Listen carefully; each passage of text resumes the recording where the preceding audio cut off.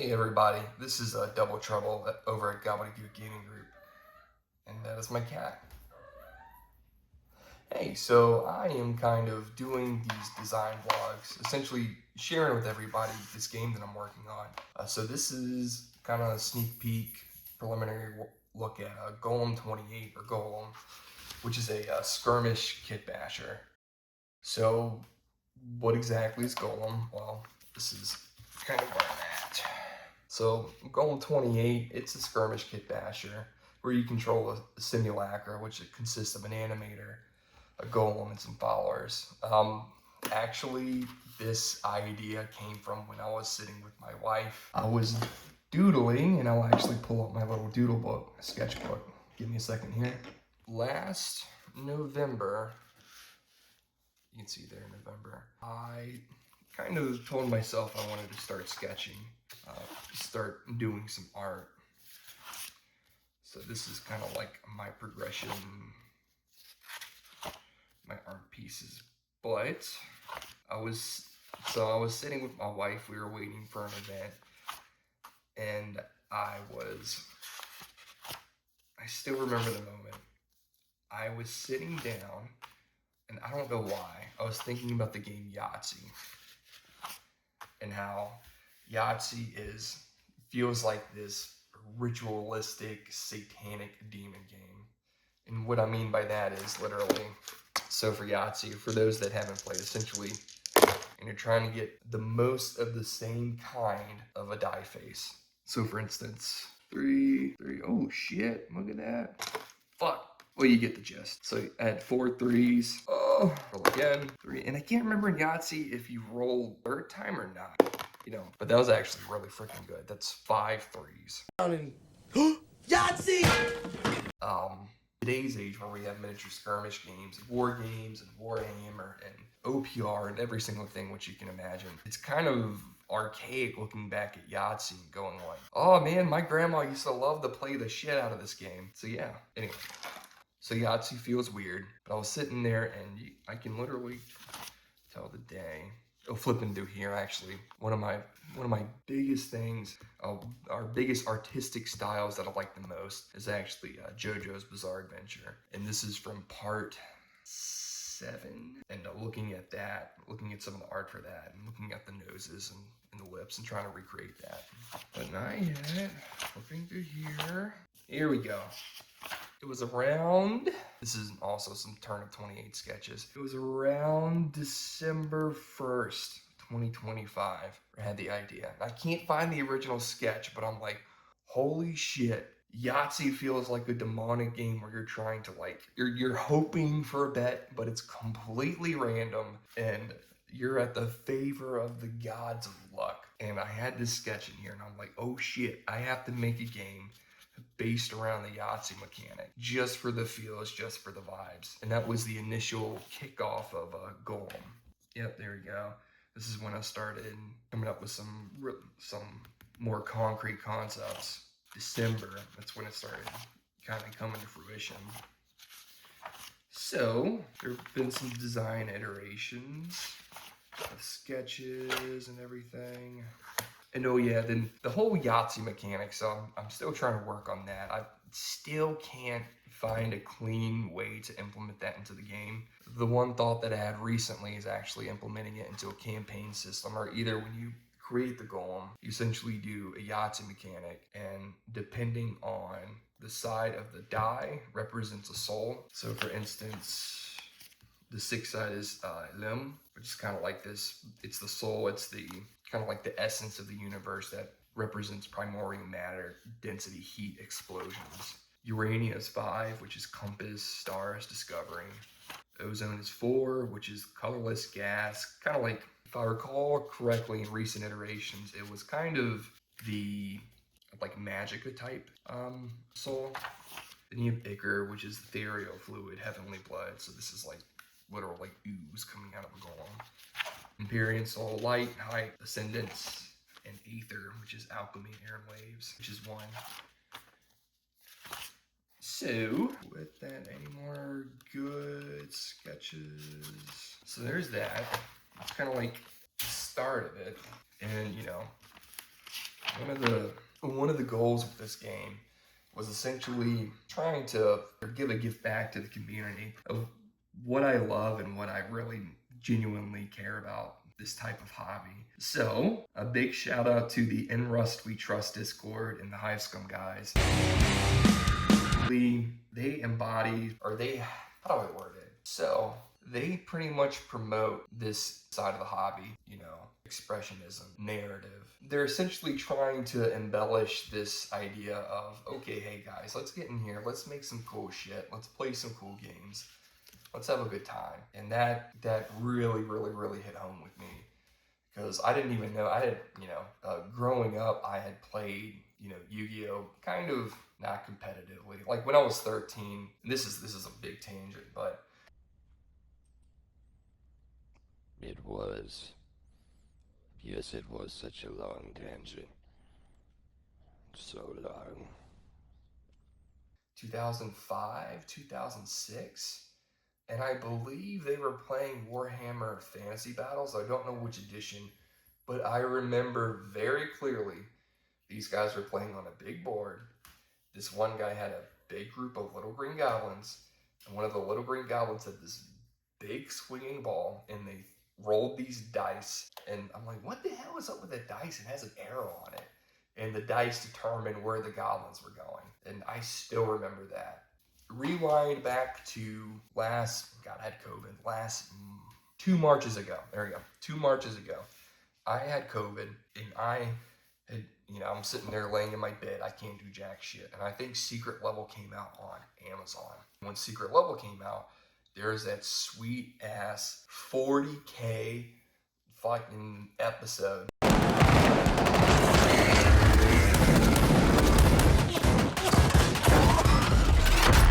All that stuff. So I'm like, oh shit, this is awesome. What do I have to do to start playing right now? Oh, if I want to start playing a real game, I need to drop $800 to $1,000 in plastic. That's not gonna happen.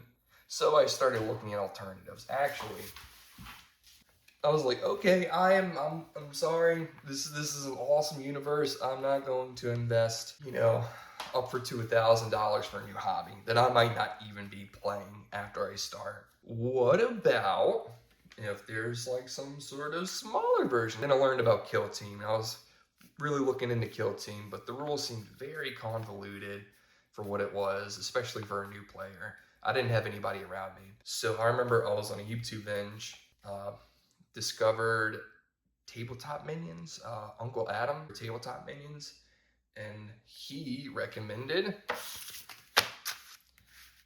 this game right here, Space Weirdos. I fucking love this game. This game, the first zine, I actually have the expansions and everything printed, but this game is 15 pages. Okay, this game is only $5. This game has a sweet front cover. And this game is relatively easy to play. Actually, shout out to Casey Garsky for making this game, and shout out to the Space Weirdos community in Discord. I try to stay active in that community. Just a great group of people. Essentially, what I found is that those people have been through the hard knocks of like playing a Games Workshop game and going like, okay, we've lived it. We've bought into the plastic. We've played. We've had good games, great games, horrible games, good experiences. And this was their essentially this was Casey's, kind of like wisdom extrapolated from that and put into a book. And this is like the essence of like a really good, really solid game. So there's a lot of inspiration for my games and my foray into the hobby due to this game right here. So actually, my first miniature game didn't start with 40K. My first miniature game started with Space Weirdos. The way it works, one of the things about it is you don't have like points or wounds or durability. You have these tables, and this is the back of the zine. Essentially, when you roll to attack, you see if you hit. Everything is an opposed roll, so the opponent isn't just sitting there. So you roll, they roll. You see how it resolves. If it does hit, it's just a lookup table, depending on it. And depending on if you do really good, it immediately kills it, kills the unit. There's no wounds or anything like that in this game. It's progressive statuses. You don't have to track a whole bunch of numbers with this. What happens is, I still remember playing some of my first games. You get these crazy scenarios where you shoot a guy, you miss, he shoots back, he shoots at you, you can dodge out of the way, you dodge off a building. And all of this is just kind of like this, I call it the chaos pendulum effect, where you have, it's not just like a straight, you don't know what the outcome is going to be. You really don't, which is why I love this game. You could play, so the other great thing about this game is you can play you and a friend, or you by yourself, there's solo rules. You can play the exact same warband, the exact same setup, the exact same board layout 2 different times and have 2 completely different outcomes.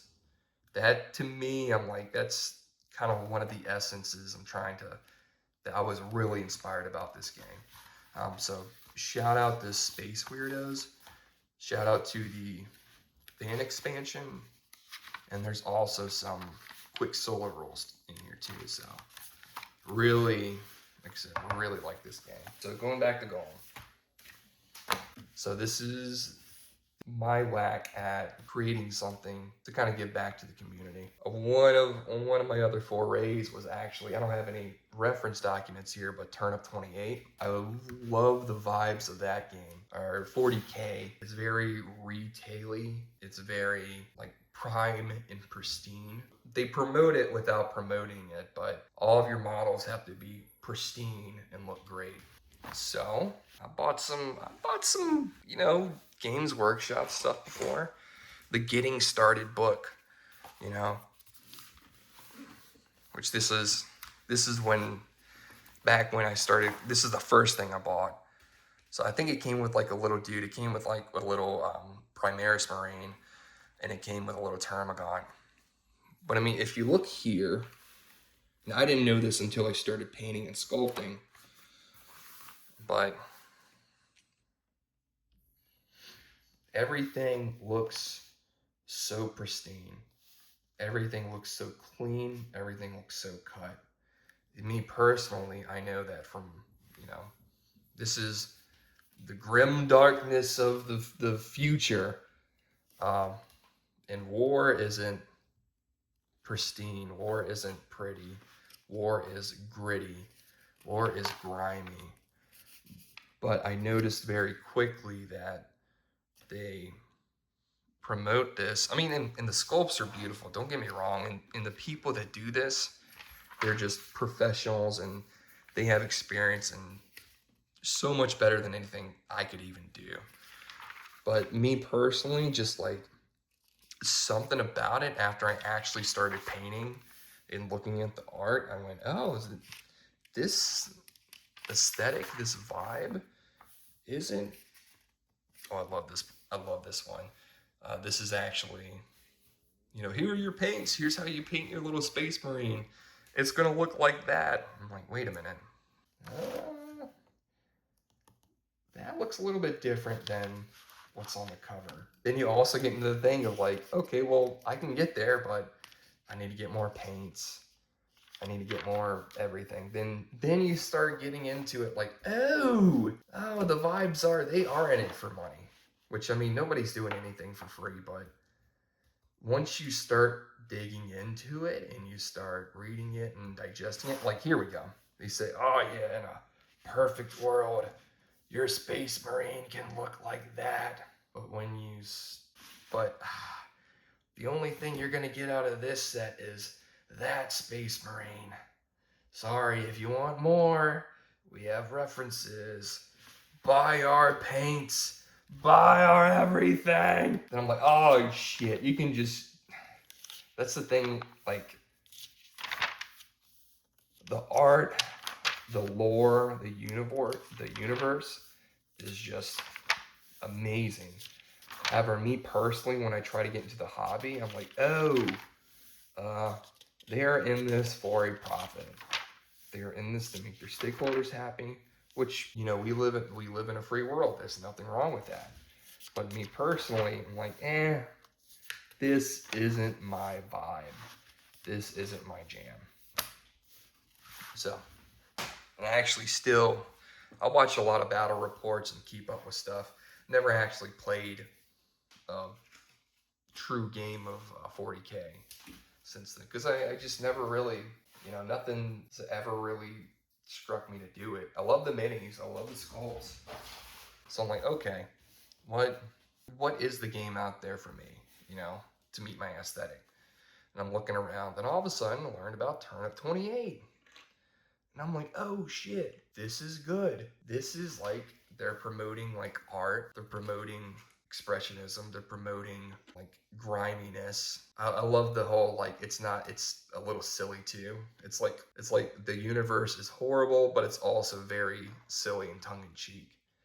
And I don't think I have any resources on hand for Turnip, but I got into Turnip pretty hard. So here are some of my Turnip sculpts. Or not sculpts, but here's some. I did the traditional, get a box of Perry managers, make some fodder. And this is when I was like, oh shit, I really like this. So this is a Perry manager. Obviously there's the head. However, I didn't know anything about sculpting, so what I did know was like, hey, I can get some air dry clay and kind of smush it around. So I got some air dry clay, put it on the head, smushed it up. I'm like, oh, that kind of looks like a mushroom.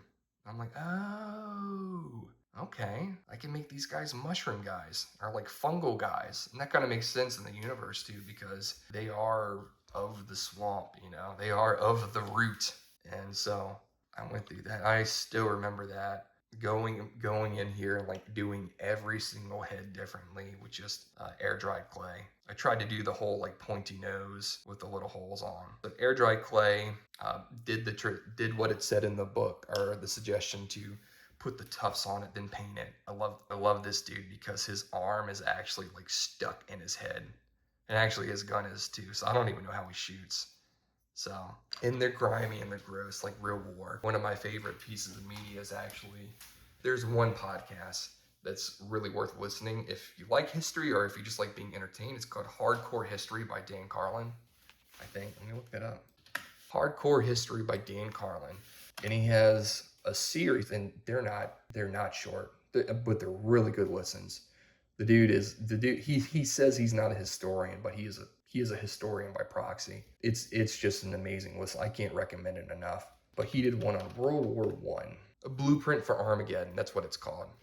I don't know how many series or audiobooks I recommend buying, but his blueprint for Armageddon, which I think that's 6 or 7 hours of listening. It says right here $15.99 online.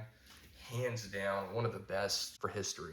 And not only that, like, not just like, oh, and 1914, this is what happened. No, he's like actually going through and like doing research and portraying kind of like the horrors, catching on to the vibes of how fucking horrible it was to be in World War One. Any of these wars, any of his topics he talks about. How just absolutely horrible. If you're interested in the growing up and growing history class, I knew that Germany and Russia fought in World War II. I didn't realize that majority of the deaths and casualties and injuries resulted on the eastern side of the war. I never knew that. And there's a Ghost of the Ostfront, which is an amazing one, where he goes into the absolute horrors that happened between Russia and Germany. Can't recommend that one enough either. So anyway, tangent on a tangent on a tangent. I'm sorry, I have ADHD. So Turnip28. Love Turnip28. There's not a lot of people nearby me. Like there is, I played with a group, shout out to anybody from Mid-Atlantic and Russ We Trust is listening. A shout out to the Grim Richmond crew, because that's actually my first time playing Turnip, and it was just amazing. I don't have anybody near me that plays, so I kind of Plus to ask somebody to, hey, buy, all these Perry miniatures, kit bash them and make them weird. It's kind of a hard sell, so I'm like, okay, what is a game that, how about I make a game that's accessible, that has a low model count, and can catch that vibe so that people can kind of get into this experience what I'm experiencing. That's, kind of the start of Golem28. Yeah, the goals were to make this game invoke all the things I love about the 28 community. So kit bashing and art, a simple yet robust mechanics like from Space Weirdos. One thing I wanted to do is to make it accessible. I wanted to keep it as a D6 game. Everybody has D6s. Yahtzee has D6s. Warhammer people have D6s. Everybody has D6s. I wanted to keep it as a D6 game to kind of promote that accessibility.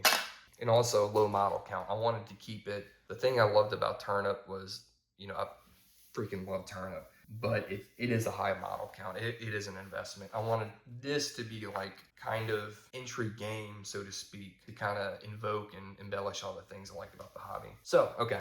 One of the things, obviously, for Golem 28, one of the focal points are the golems. My thing that I do with my wife is we like to go through thrift stores a lot. We like to, also find cool shit. I mean, I'm not gonna lie, we have some pretty good thrift stores around that. I'm fortunate, and I encourage anybody, if you've never been to a thrift store, go to a damn thrift store one time. Go to a Goodwill. Go find, if you can find this, like the ones around in your local area that like aren't big stores. Like Goodwill is like a main brand store. We have community driven one. That one's fire because you can find just all sorts of little tidbits and shit for it. Goodwills, Habitat for Humanity restores. If you're overseas and you're listening to this, I don't know what the equivalent is for those off the top of my head. I'm sorry, but like I said, I encourage you to go find your thrift stores. Go find the places where they sell weird shit. Because every time I went through a thrift store, I always found weird statues. Not statues, I like figurines, things like this. So this is a boot. It was like $1 or $2 or something like that. But what I plan to do with it is, I don't know yet actually. I'm still trying to, oh shit, dirt. I'm still trying to figure that out, but what I plan to do with it is eventually kit bash it and turn it into a golem. So this is a weird little figurine that I bought. It was like $2 at a thrift store, and it's about, for reference. So you got this guy, which is a D&D mini. It's about almost 1 3/4. And I'd say like 1.5. It's closer to 1.5 versus this weird sized figurine is like 3.5. And if you start going to these thrift stores, you start noticing, oh, they have a whole bunch of these weird little creepy statues. And I noticed, I was like, oh shit. You can like take these statues and grab them, buy them, and kit bash them into shit.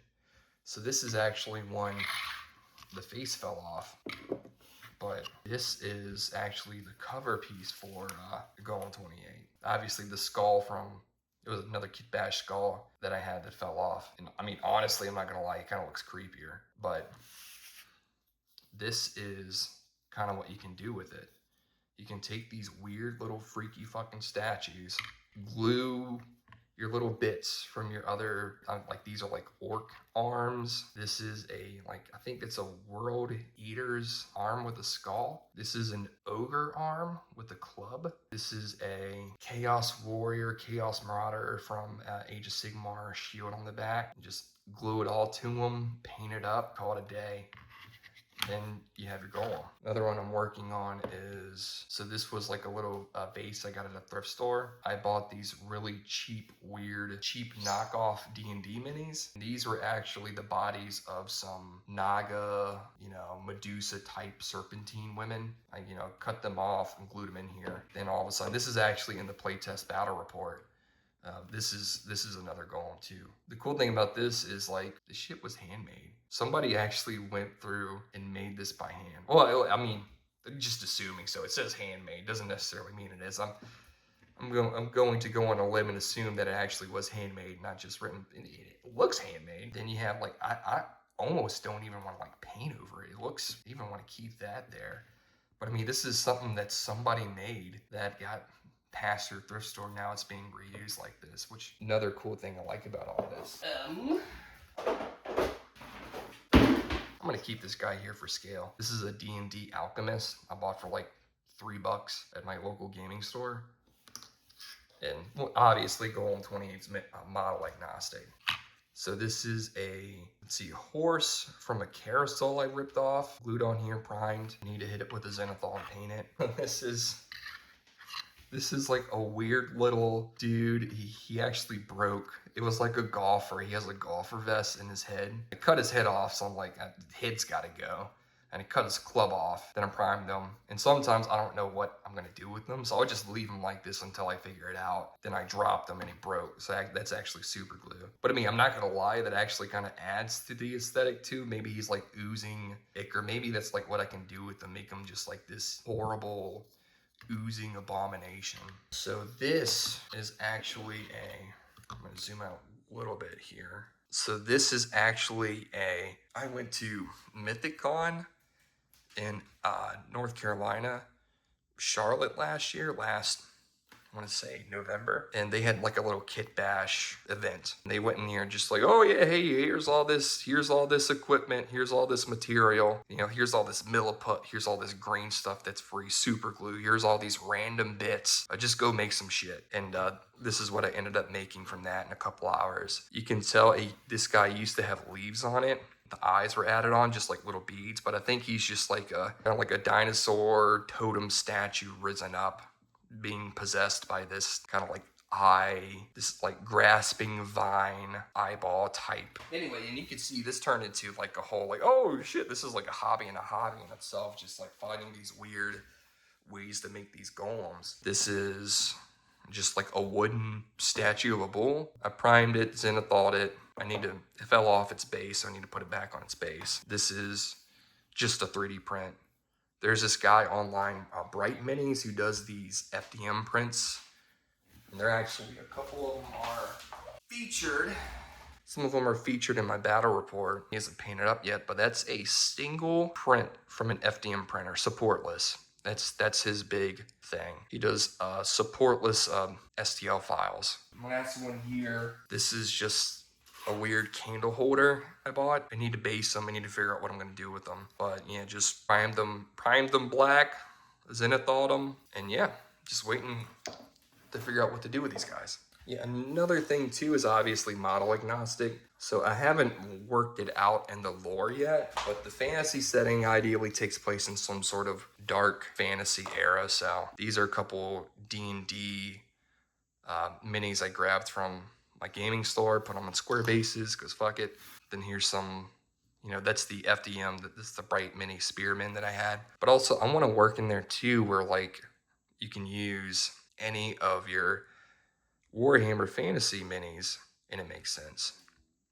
So for instance, this is like a little, I think it's like a Noblar from Ogre Maw Tribes, and he's actually in here. I want to find a way to work it in the lore where if it doesn't work, it doesn't work, but your orcs to use your elves, things like that. It might get to a point where I'm like, if I'm trying to like work in the lore and it just doesn't feel right, it might just not make it. So that is a big primer into Golem28, where I'm at with it. Still working on the lore. Still working on this is the book, or this is the zine so far. One of the things is I wanted to keep it low page count. I wanted to find that Space Weirdos zine type range. I want to keep it like a simple game, but I also want to find a way to make it complex, which I think I found that. That is my very long ramble, and I don't know how many of these I'm going to do, but I'm going to start posting and editing these like little vlogs every once in a while, just to kind of provide status updates. Maybe you guys have questions, maybe you guys have ideas that you might want to see implemented into this, and maybe you guys want to play test it, or maybe not. Maybe you guys want to tell me to go to hell. That's fine too. That's your prerogative. But, you know, I wanted to put this out here and kind of like let people know this project that I'm working on. So if you have any thoughts, concerns, comments, leave those in the comment section below. God, I feel so weird saying that. And yeah. All right. Thanks, guys.